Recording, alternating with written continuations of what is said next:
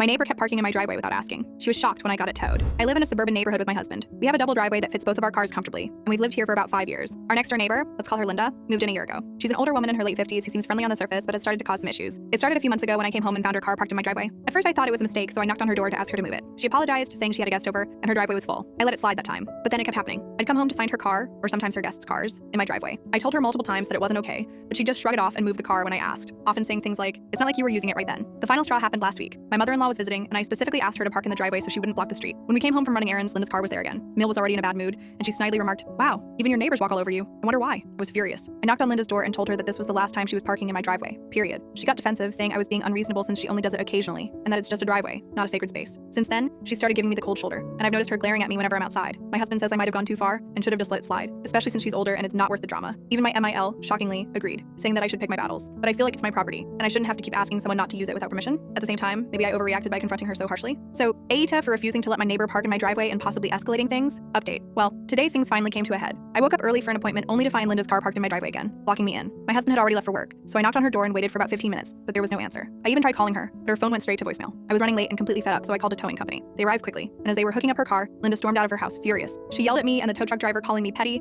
and claiming I could have just waited a bit longer or left a note. I calmly reminded her that I'd asked her multiple times to stop parking in my driveway, but she wasn't having it. She ended up paying the towing fee, and now she's absolutely livid. She's been telling other neighbors that I'm a vindictive control freak, and a couple of them have hinted that I might have gone too far. Even my husband thinks I could have handled it differently and avoided escalating things. And of course, my mother-in-law, who was visiting today, had to chime in with one of her usual subtle digs. As we were sitting down for lunch, she casually remarked, "Some people just can't manage conflict like adults." I'm pretty sure she wasn't talking about Linda. So now, Linda glares at me every time she sees me. My husband is annoyed about the neighborhood drama, and my MIL is treating this like it's my personal failure. I still think I was justified, but I'll admit the fallout is a lot to deal with. Just wanted to keep you all updated. Thanks for all the advice on the last post.